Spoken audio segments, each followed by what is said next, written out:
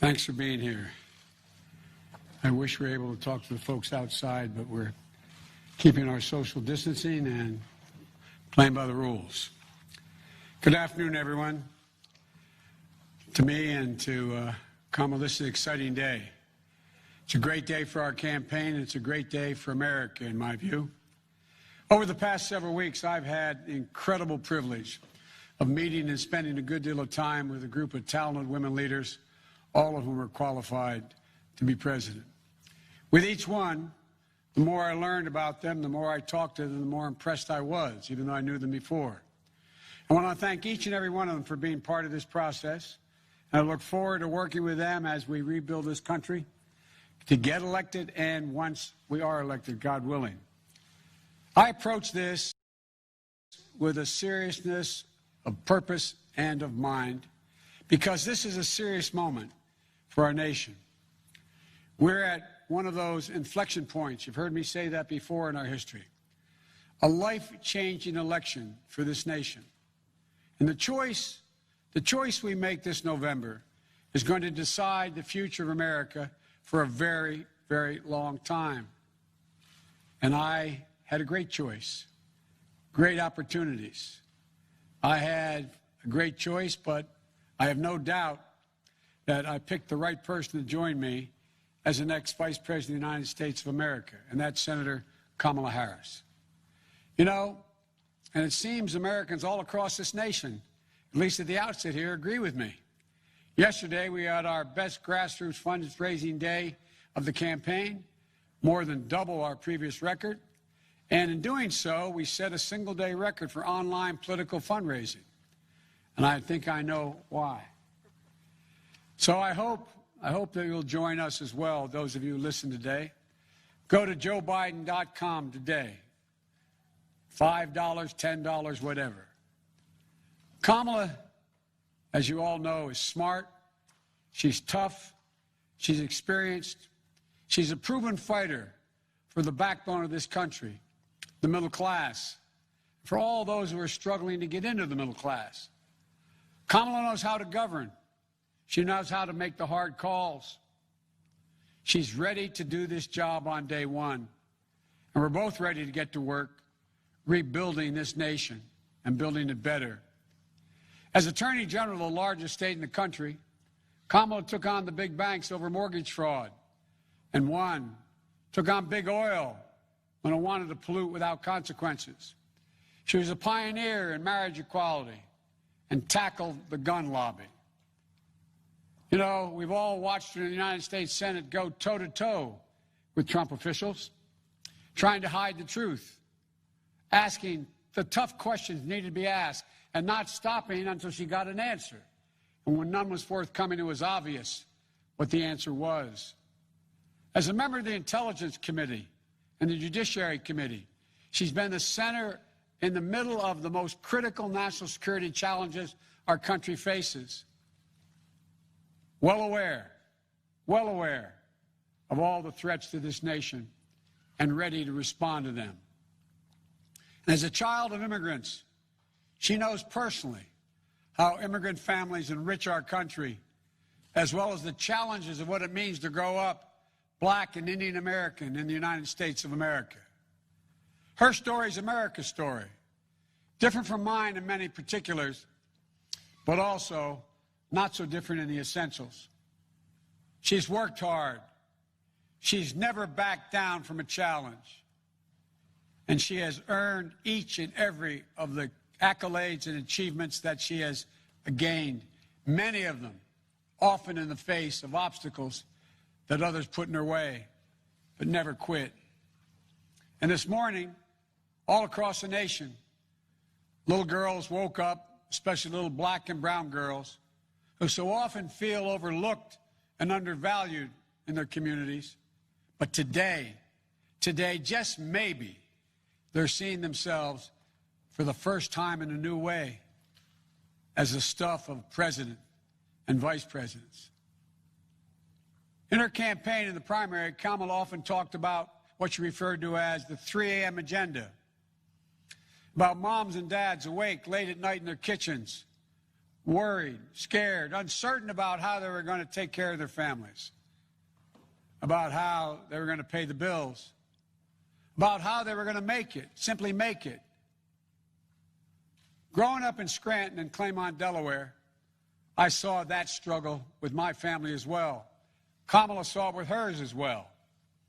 And millions of Americans are living that struggle as we speak, especially in this moment of crisis, especially with so many jobs lost. Kamala and I both know that all folks are looking for, as my dad would say, is an even shot. Just give me a shot, a fair shot, a shot at making it. And it'll be the work of our administration to make sure they get a fair shot. Working families need someone on their side in this nation because they certainly don't have anyone in the president now on their side.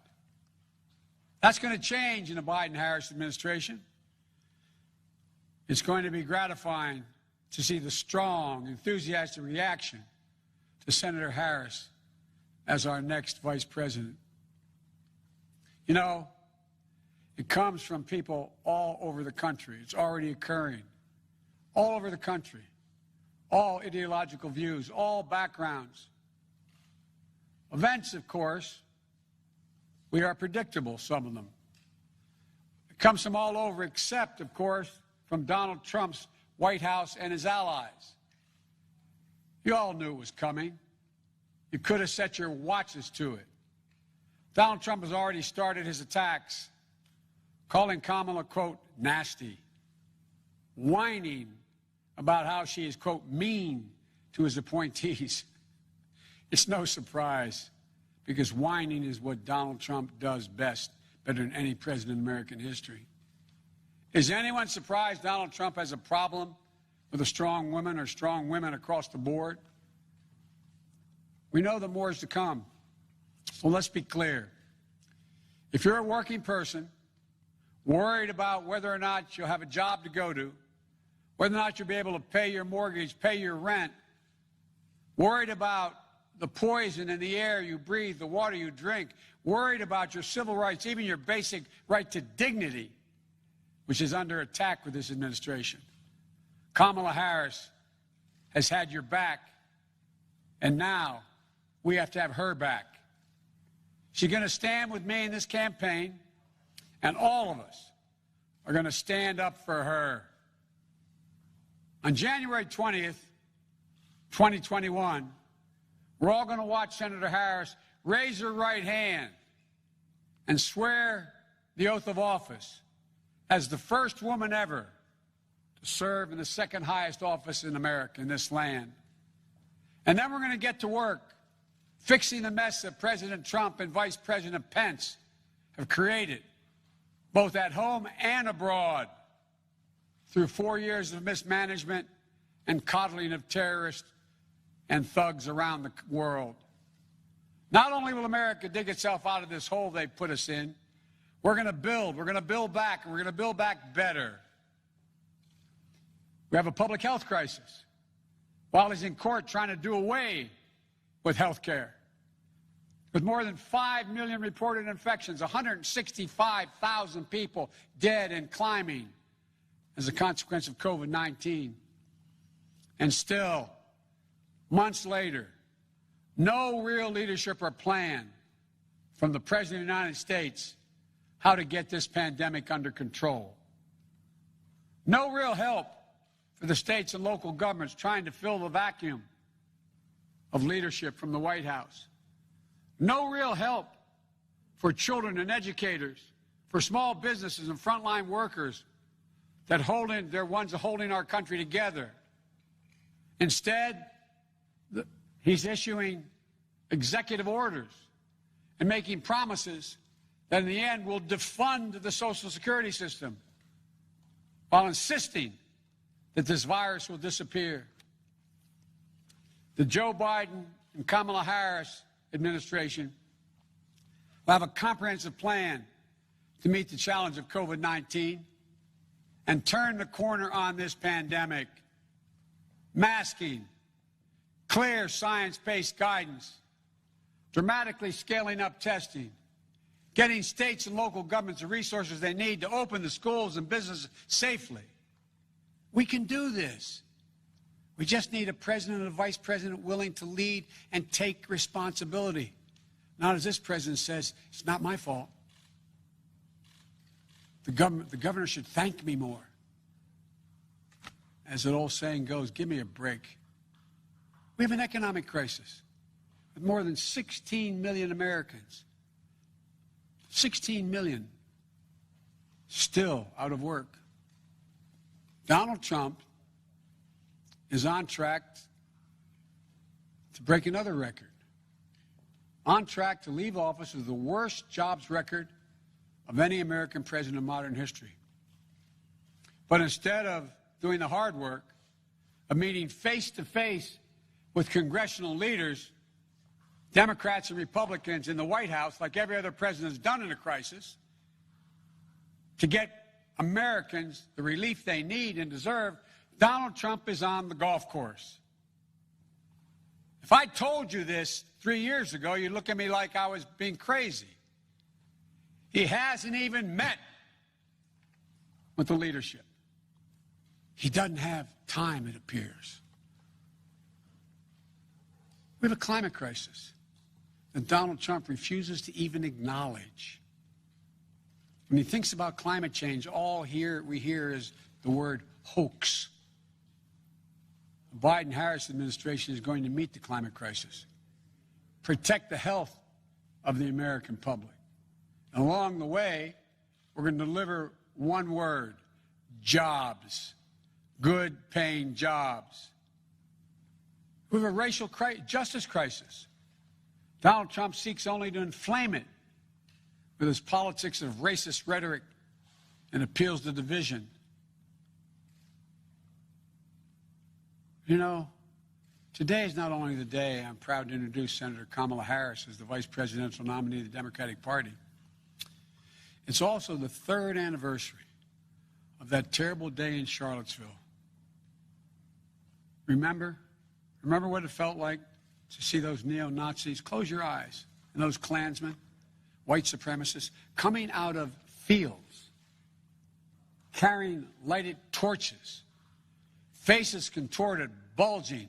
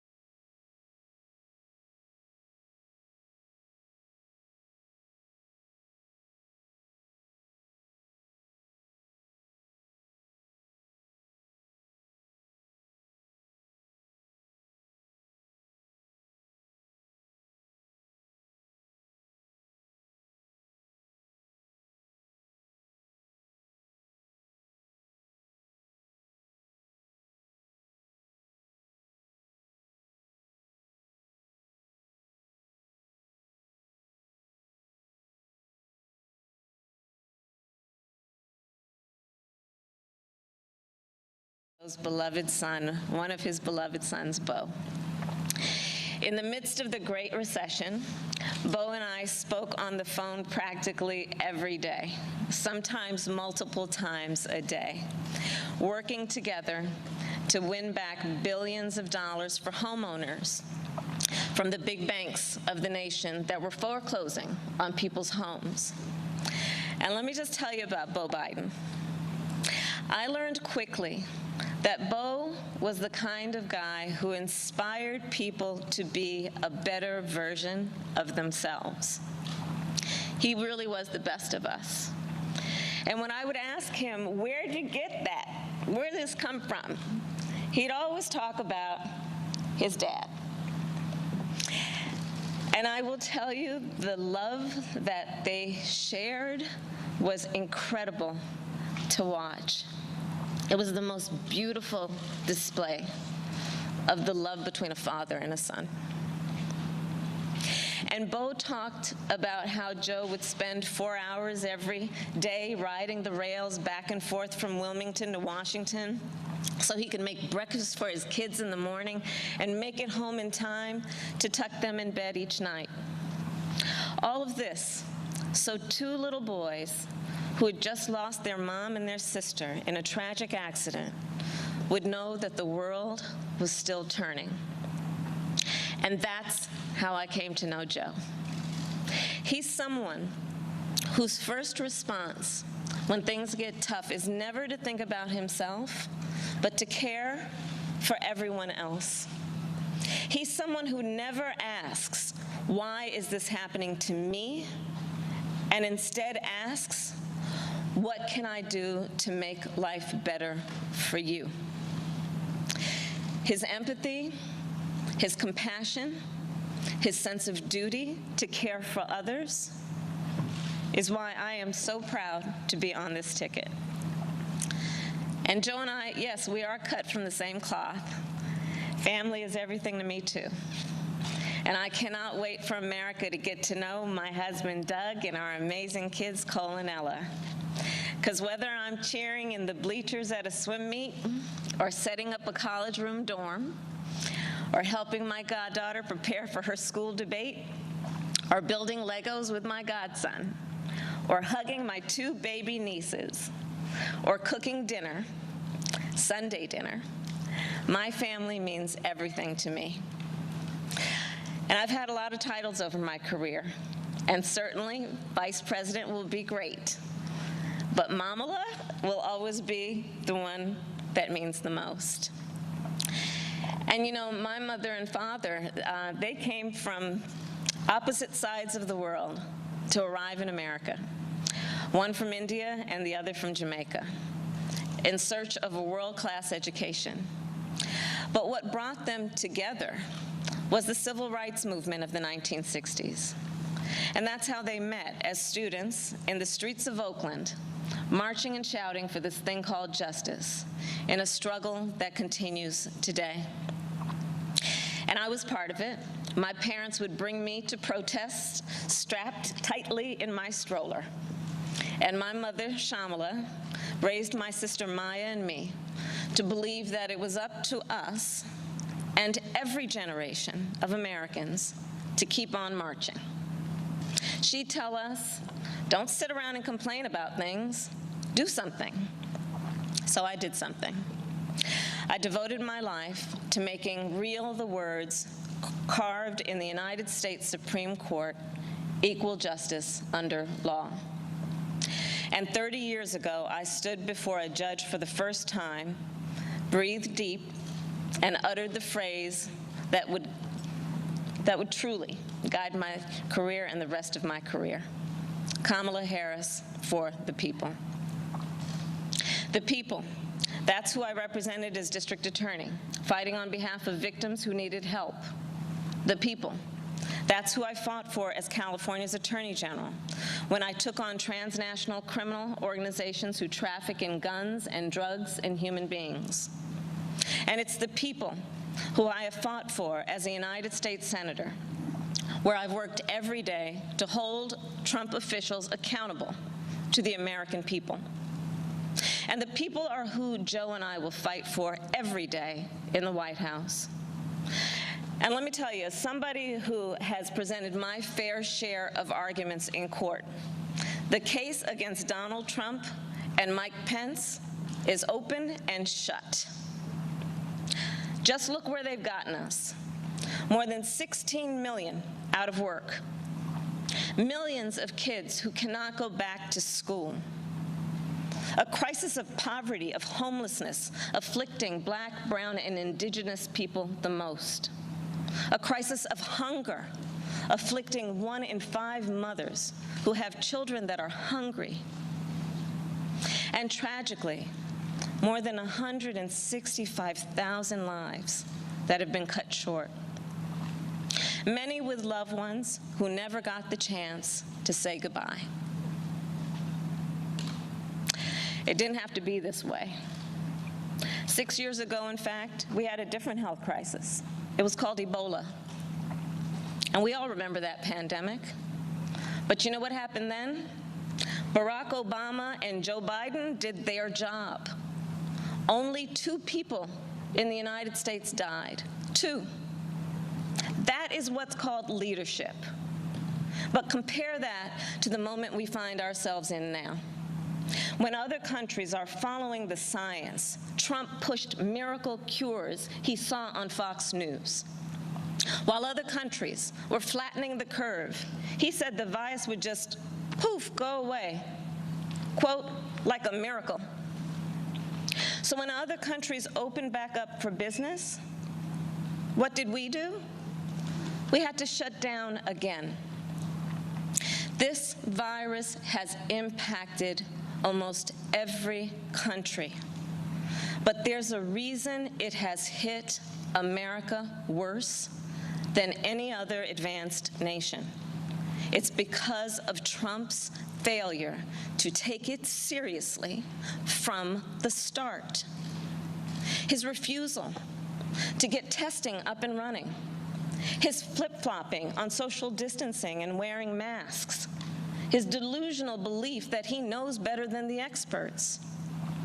All of that is reason, and the reason that an American dies of COVID-19 every 80 seconds. It's why countless businesses have had to shut their doors for good. It's why there is complete chaos over when and how to reopen our schools. Mothers and fathers are confused and uncertain and angry about childcare and the safety of their kids at school. American dies of COVID-19 every 80 seconds. It's why countless businesses have had to shut their doors for good. It's why there is complete chaos over when and how to reopen our schools. Mothers and fathers are confused and uncertain and angry about childcare and the safety of their kids at school, whether they'll be in danger if they go or fall behind if they don't. Trump is also the reason millions of Americans are now unemployed. He inherited the longest economic expansion in history from Barack Obama and Joe Biden. And then, like everything else he inherited, he ran it straight into the ground. Because of Trump's failures of leadership, our economy has taken one of the biggest hits out of all the major industrialized nations, with an unemployment rate that has tripled as of today. This is what happens when we elect a guy who just isn't up for the job. Our country ends up in tatters, and so does our reputation around the world. But let's be clear, this election isn't just about defeating Donald Trump or Mike Pence. It's about building this country back better. And that's exactly what Joe and I will do. We'll create millions of jobs and fight climate change through a clean energy revolution. Bring back critical supply chains so the future is made in America. build on the Affordable Care Act so everyone has the peace of mind that comes with health insurance. And finally, offer caregivers the dignity, the respect, and the pay they deserve. We'll protect a woman's right to make her own decisions about her own body, root out systemic racism in our justice system, and pass a new Voting Rights Act, a John Lewis Voting Rights Act, that will ensure every voice is heard and every voice is counted. The civil rights struggle is nothing new to Joe. It's why he got into public service. It's why he helped reauthorize the Voting Rights Act and restore unemployment discrimination and employment discrimination laws. And today, he takes his place in the ongoing story of America's march toward equality and justice as the only who has served alongside the first Black president and has chosen the first Black woman as his running mate. But as Joe always points out, this election is about more than politics. It's about who we are as a country. And I'll admit, over the past 4 years, there have been moments when I have truly worried about our future. But whenever I think that there is a reason for doubt, whenever I've had my own doubts, I think of you, the American people, the doctors and nurses and frontline workers who are risking your lives to save others, the truck drivers and the workers in grocery stores, in factories, in farms, working there, putting your own safety on the line to help us get through this pandemic, the women and students taking to the streets in unprecedented numbers, the dreamers and immigrants who know that families belong together, the LGBTQ Americans who know that love is love, people of every age and color and creed who are finally declaring in one voice that yes, Black lives matter. All across this country, a whole new generation of children is growing up hearing the cries for justice and the chants of hope on which I was raised, some strapped into strollers of their own. And trust me, it's a song you'll never forget. So to everyone keeping up the fight, you are doing something. You are doing something great. You are the heroes of our time. And you are the reason I know we are going to bring our country closer to realizing its great promise. But to do it, we'll need to work, organize, and vote like never before, because we need more than a victory on November 3rd. We need a mandate that proves that the past few years do not represent who we are or who we aspire to be. Joe likes to say that character is on the ballot, and it's true. When he saw what happened in Charlottesville 3 years ago today, he knew we were in a battle for the soul of our nation. And together with your help, that's a battle we will win. Earlier this year, I said I'd do whatever Joe asked me to do. And so now I'm asking you to do the same. So visit joebiden.com to get involved in this campaign and vote, because electing Joe Biden is just the start of the work ahead of us. And I couldn't be prouder to be by his side, running to represent you, the people. Thank you, and may God bless the United States of America.